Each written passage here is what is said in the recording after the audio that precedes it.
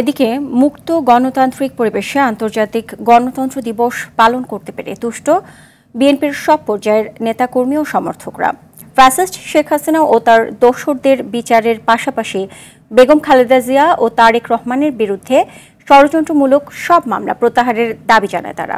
সেই সঙ্গে অবিলম্বে অন্তর্বর্তী সরকারকে একটি সুষ্ঠু নির্বাচন দিয়ে জনগণের সরকার প্রতিষ্ঠার আহ্বান জানায় গণসমাবেশে আসা নেতাকর্মীরা।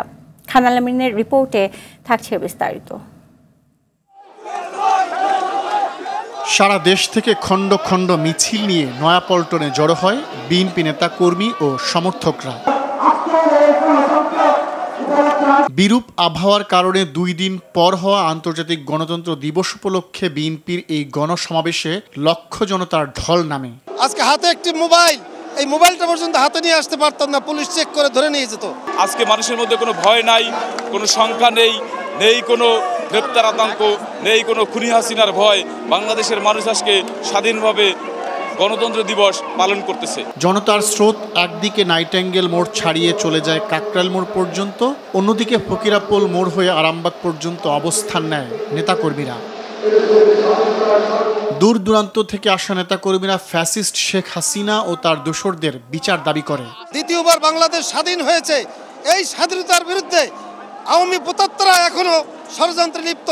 আশা করি বাংলাদেশে তাদের জায়গার হবে না ইনশাআল্লাহ। সুষ্ঠু নির্বাচনের মাধ্যমে গণতন্ত্রের ভোটের মাধ্যমে ব্যালটের মাধ্যমে একটা শক্তিশালী সরকার গঠন হবে, আর স্বৈরাচার যেন এই দেশে আর কখনো না আসতে পারে। বেগম খালেদা জিয়া ও তারেক রহমানের সব মিথ্যা মামলা প্রত্যাহারের দাবিও জানায় তারা। দেশনেত্রী বেগম খালেদা জিয়া এবং আমাদের প্রিয় নেতা জনাব তারেক রহমান মুক্ত হয়ে নির্বাচনে প্রতিদ্বন্দ্বিতার মধ্য দিয়ে জনগণের সমর্থন নিয়ে আবার ওই দেশের শাসনভার গ্রহণ করে জনগণের একটি সরকার প্রতিষ্ঠা করবে। এই তারেক রহমানের, এই খালেদা জিয়ার এবং বাংলাদেশের যত নেতাকর্মী আছে সকল নেতাকর্মীর মামলা অতি দ্রুত প্রত্যাহারের দাবি এই সরকারের কাছে আমাদের।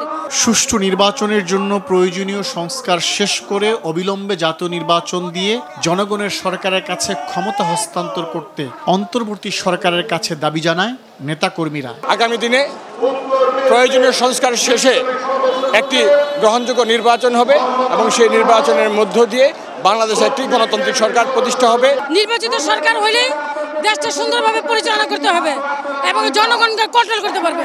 স্বৈরাচারী কাঠামো যাতে এদেশে আর ফিরে আসতে না পারে সেজন্য এর সঙ্গে জড়িতদের দৃষ্টান্তমূলক বিচার দাবি করে গণসমাবেশে আগত সব স্তরের নেতাকর্মীরা। খান আলামিন, RTV, ঢাকা।